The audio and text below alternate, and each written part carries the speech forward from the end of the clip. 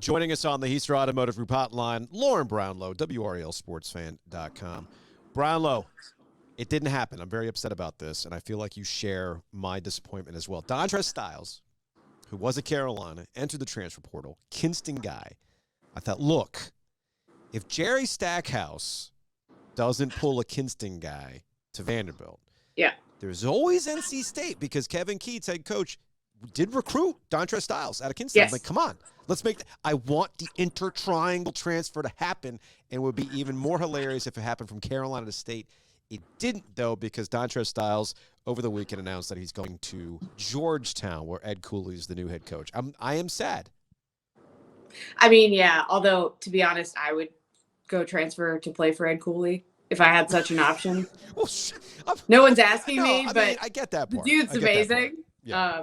Like one of the under the radar coaches that, I mean, I think nationally, at least under the radar, that people don't pay enough attention to. I think he's brilliant. But anyways, yeah, I mean, for me, how many times do State fans get the opportunity to have a no-lose situation involving Carolina in this rivalry?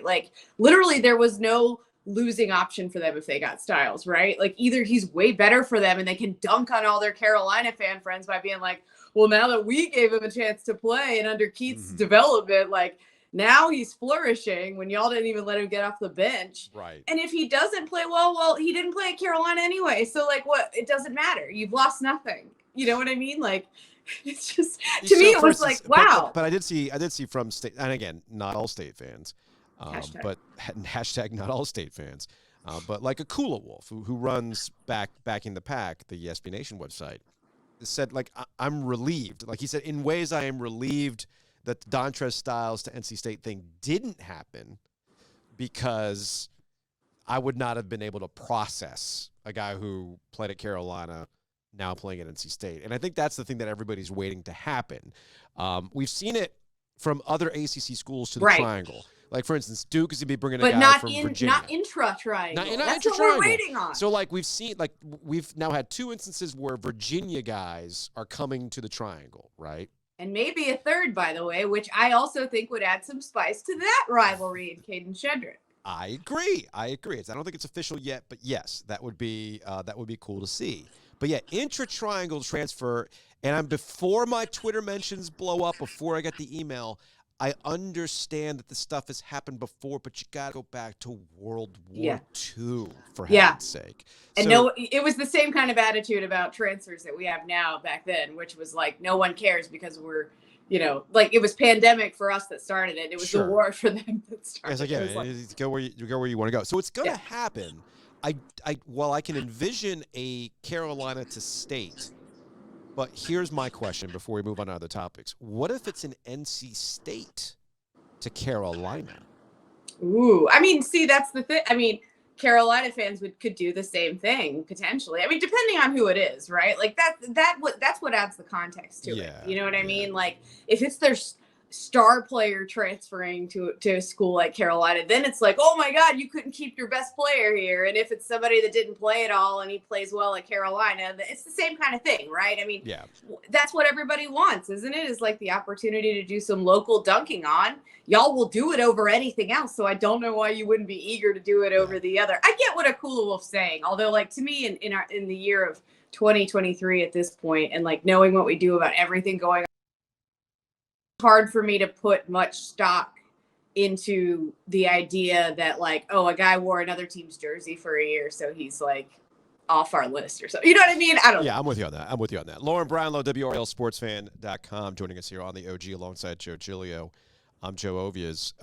You got another mailbag feature coming up on WRALSportsFan.com this week. I'm guessing most of your mailbag questions are related to the Panthers these days, as everybody wants an opinion on who they should be taking overall number one in the draft. I was reading ProFootballTalk.com this morning, and they had aggregated Chris Mortensen, Peter King, etc., that things are heading in the direction of Bryce Young to be the number one QB for the Carolina Panthers. And while I can see you and you can see me, the radio audience cannot, and you're just shrugging your shoulders with Bryce Young. And I'm surprised by this. I feel like you would have opinions when it comes to who the Panthers would take. Between Young and Stroud, honestly, if you took all other context out of the equation, right? Like the fact that Ohio State quarterbacks have sometimes historically struggled in the NFL or whatever you want to say, you take that out of the equation, Stroud's the guy I would prefer personally. But I'm not being asked that question. And I don't feel that strongly about it. Like, I'm not an NFL personnel person. I know that sometimes certain parts of your collegiate game don't translate to the NFL. And you know what? One thing that does kind of sway me a little bit in Young's favor is, for Alabama anyways, relatively speaking, he played behind, a not great offensive line. So it's not like he's been spoiled or anything. And not that the Panthers' offensive line is better. For sure. So I'm not saying that like it's a trash fire that it has been, but they're going to have their struggles against some of the better pass rushers, and he's used to that, and he was the best part of their team this year. There's no question. And he made plays. He showed he's a competitor, all of that.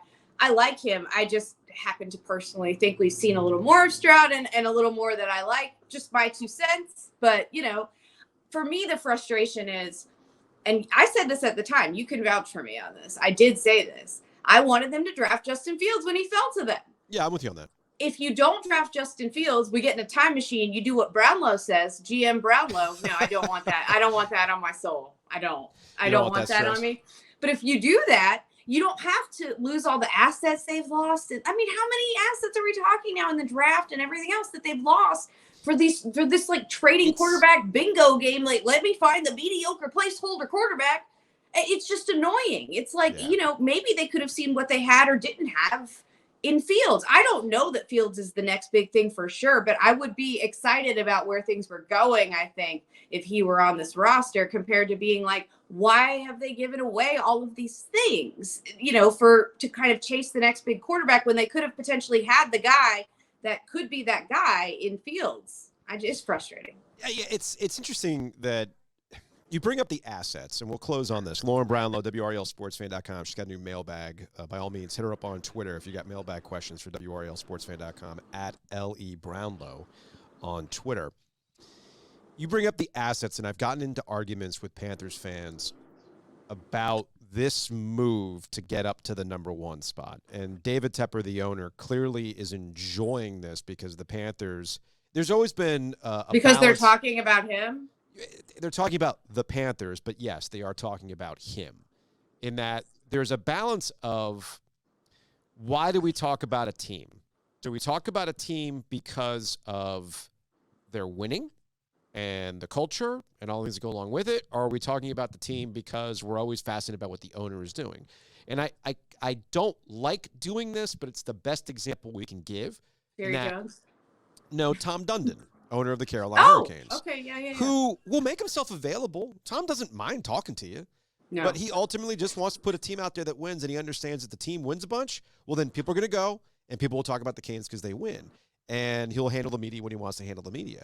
Tepper seems more interested in the opposite of that, in that, when they made the move, it was, we now control the draft. Cool, but what happens after the draft? What are you controlling after that? And then when as you mentioned it, every one of those moves has been done as a splashy type of, now people are talking about us. Oh, we made the move for Sam Darnold. Can they make it work?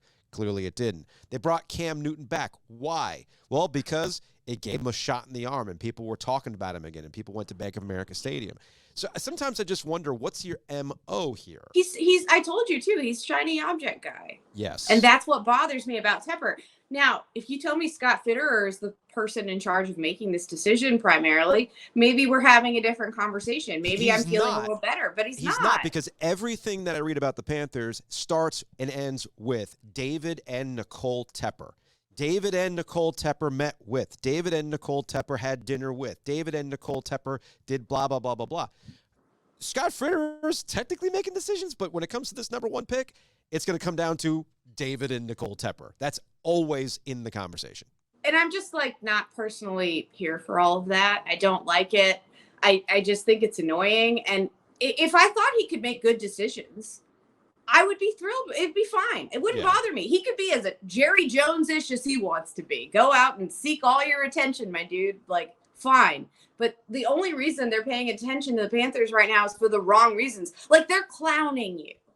They're clowning him. So, like, he needs to understand that, too. Like, yeah, he's gotten them in the headlines and stuff, but it's always for bad reasons. You need to be in there for the good reasons, okay? Shiny object dude? Like, just maybe let some people who've made some good football decisions before make some more good ones before you start trying to make all of them when you keep making bad ones. Seems sensical. Lauren Brownlow, WRALSportsFan.com. All right, Lauren, we'll talk to you later. All right.